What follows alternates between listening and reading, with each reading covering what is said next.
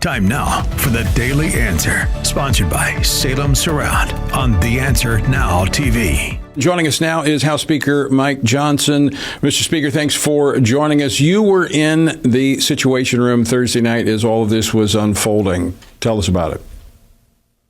Yes, we happened to be at the White House for the White House picnic, and the president pulled me over for a photo and said, join me in the Situation Room right after this. And, when the president says that, something is going on. So I went there and stayed for the next 4 to 5 hours, I think. It was quite a night.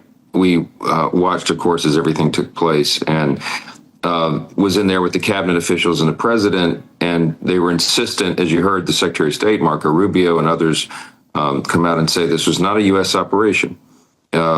And, I have always been a lifelong ally, strong ally of Israel, as is our nation. And so I was, went out to message on social media to explain, of course, that Israel was backed into a corner, felt as though it had to act to defend its own existence. Iran was very close, we felt, to actually building their own nuclear arsenal, and something had to be done. So personally, I fully support, of course, Israel. I think our nation does as well. We understand they must do what they must do, and we'll see what happens next. But this is a historic moment because Israel, a precision attack, apparently, as information has been coming forth on this, inside operations to disable Iran's ability to counterattack. It's a new day for Israel. It is showing tremendous strength and fortitude that we've not seen. I mean, obviously, we've seen the fortitude before, but this takes them to a whole new level in the Middle East. It does. I mean, the IDF has shown once again that they're an extraordinary fighting force. As small as that nation is, they can handle themselves as well as anyone probably in the history of mankind. You and I both know the reason for that. I mean, look, I always hearken back to the scripture and the word in Genesis. I'll bless the nation that blesses Israel and curse the nation that curses Israel. Hats off to them for their operation. I think most of the world is applauding loudly and publicly. Some may be applauding privately, but everyone understands that the Iranian regime was frankly just quite mad and had ill design, not just for Israel, but for the U.S. as well. And we have been quick to state that they better not even think about retaliating in any way against U.S. interest or personnel, because there will be an immediate and heavy toll to pay for that.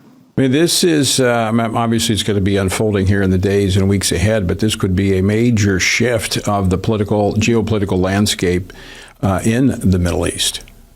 It could. As you know, I was previously scheduled to address the Knesset this coming Sunday, next week. And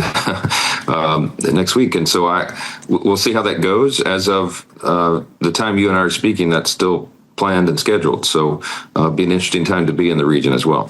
All right, Mr. Speaker, let's shift to, we're focused obviously mostly today on this weekend on what's happening in the Middle East, but let's focus domestically because another big achievement, putting more policy points on the board in the House this week.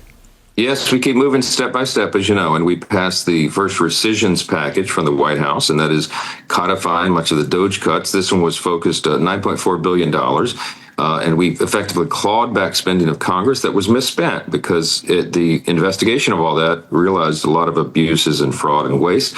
And so we clawed back money for USAID that had been misused with all the outrageous examples that everyone heard, transgender operas in Peru and all the other nonsense. All that money is now back in the pockets of the U.S. taxpayer once it gets through the Senate and signed into law by the president. But then also we took funding from Corporation for Public Broadcasting because PBS and NPR have been politically biased entities for quite some time. They've been infusing their airwaves with radical leftist woke propaganda and trans programming and all the rest. So these are things that I think is very popular with the public, but it was the right thing to do. And I'm glad that the Republicans in the House got it done. Not a single Democrat vote, Tony, participated in any of that. And I think the voters are watching that.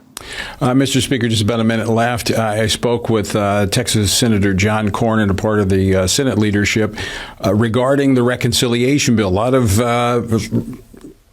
I'm not going to say noise, but a lot of discussion over there about tweaking it. He still says that they can make the deadline of July the 4th of getting something out and onto the president's desk. And it warms my heart to hear him say that. And the president and I talked about it as recently as yesterday, and we still hope and believe that's true. The president wants to sign it and have a big celebration for Independence Day. As he said, and I said, and everyone says, this will be the most consequential piece of legislation that has been passed by Congress in decades, and arguably one of the maybe top 2 or 3 pieces in the history of our institution. So we got to get it done. I'm pleading with my Senate colleagues again.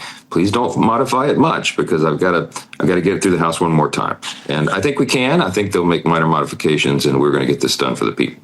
All right, Mr. Speaker, thanks so much for taking time to join us, and happy Father's Day as we celebrate Father's Day this weekend. Thanks a lot, brother. You too. For full shows, live and on demand, it's Salem News Channel. Stay informed anytime, anywhere with the Salem News Channel and 9:30 a.m. TheAnswer.com. This has been The Daily Answer, sponsored by Salem Surround on The Answer Now TV.